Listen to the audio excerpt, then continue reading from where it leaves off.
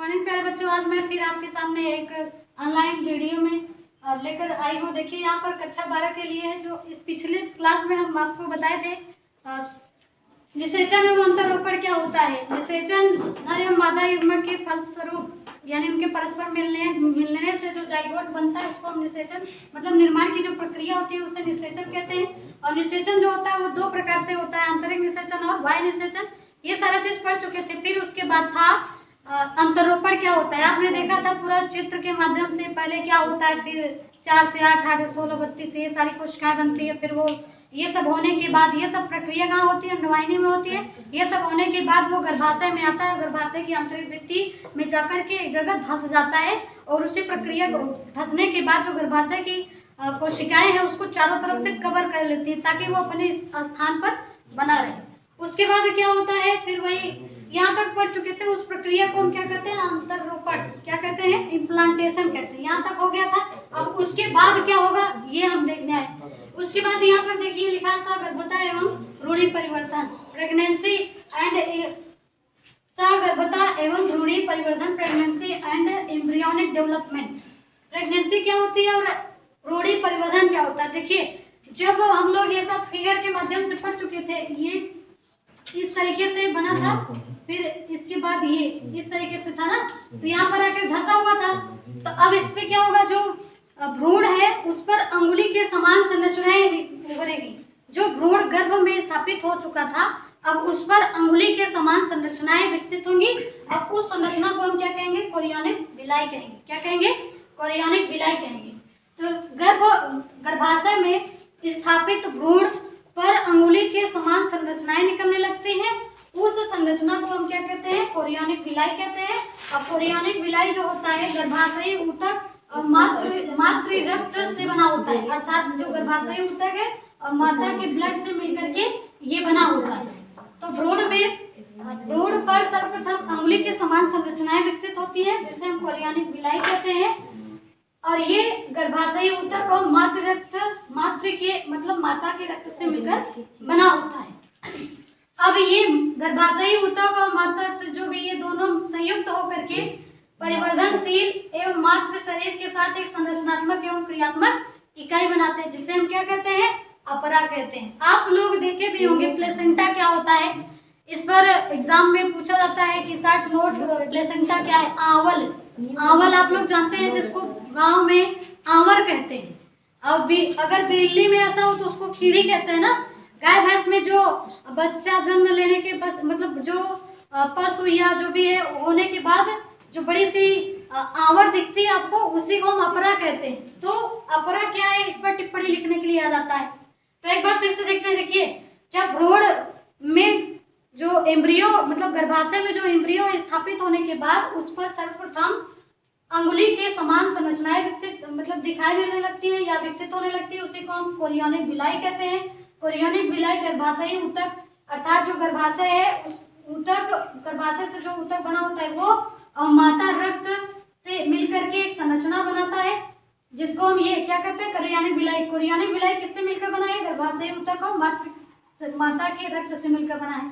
अब ये दोनों संयुक्त होकर के आगे परिवर्धनशील और मातृ शरीर के साथ एक संरचनात्मक एवं क्रियात्मक इकाई बनाते हैं जिसे हम क्या कहते हैं, अपरा कहते हैं। अपरा क्या होता है, जिसको हम इंग्लिश में प्लेसेंटा कहते हैं। आप गांव में देखे होंगे जिसको आंवर बोला जाता है। क्या बोला जाता है, आवल।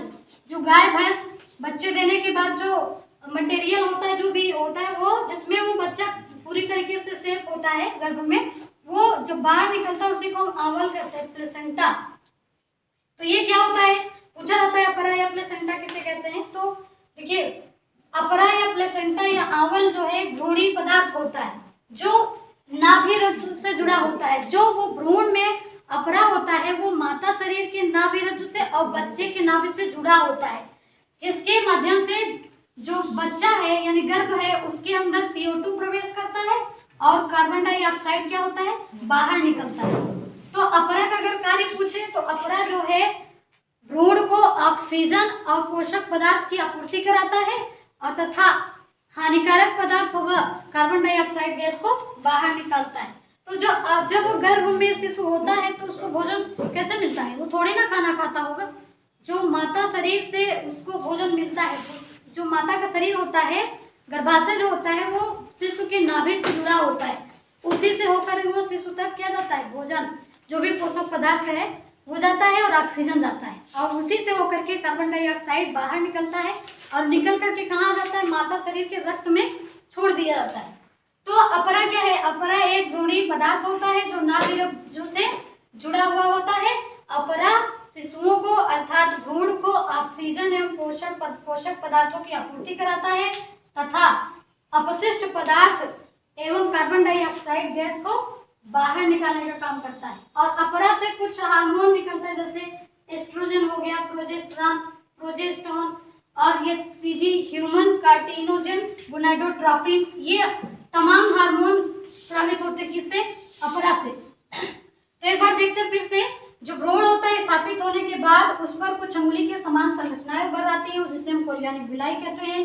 और ये कोरियानिक विलाई गर्भाशय ऊतक और माता शरीर के रक्त से बना होता है, और ये दोनों संयुक्त होकर के परिवर्धनशील मात्र शरीर के के साथ एक संरचनात्मक एवं क्रियात्मक इकाई बनाते हैं, जिसे हम अपरा कहते हैं। अपरा क्या होता है, अपरा एक भ्रूणीय पदार्थ है जो नाभिरज्जु से जुड़ा होता है और ये शिशु को ऑक्सीजन तथा पोषक पदार्थ की आपूर्ति कराता है एवं अपशिष्ट पदार्थ शिशु से, जैसे शिशु है उसमें अपशिष्ट पदार्थ नहीं बनेगा, उसमें जो पोषक पदार्थ जाएगा वो भी तो कुछ वर्ज्य पदार्थ निकालेगा, तो वो पदार्थ उस नाभि से यानी अपरा से होते हुए माता शरीर के रक्त में छोड़ दिया जाता है। तो ये अपरा की कहानी थी। अपरा कई प्रकार के हार्मोन का भी स्राव करता है जो गर्भाशय यानी प्रेगनेंसी के दौरान होने वाली क्रियाओं का नियंत्रण करता है। इतना होने के बाद अब देखिए, अब यहाँ तो प्रेगनेंसी ये हो गया। भ्रूणीय परिवर्धन की बात करें तो जो भ्रूण होता है वो सर्वप्रथम दो स्तर में विभाजित होता है, मध्य मतलब बाह्य स्तर और आंतरिक स्तर। अब विभाजन होते रहते हैं, फिर कुछ प्रक्रिया के बाद उस पर तीसरा स्तर भी आ जाता है। जैसे अगर हम बात करें इस पर, तो एक ये अंदर वाला स्तर है और ये बाहर वाला, पहले दो विकसित होगा, कुछ दिन के बाद ये मध्य वाला आ जाता है ना। फिर उसके बाद 2 से 3 महीने के बाद हाथ एवं अंगुलियां विकसित हो जाती है। इसी तरीके से प्रक्रिया चलती रहती है और 9 महीने के बाद पूर्ण विकसित शिशु का विकास होता है। तो इसको आप पीडीएफ में आप पढ़ लेंगे, इसमें कुछ समझाने लायक नहीं है अपने मानव जीवन के बारे में, तो आप इसको समझ लेंगे तो हो जाएगा। आपको यहाँ हम समझाने के लिए इतना बताएं ताकि आपको दिक्कत ना हो। तो आज के लिए इतना ही।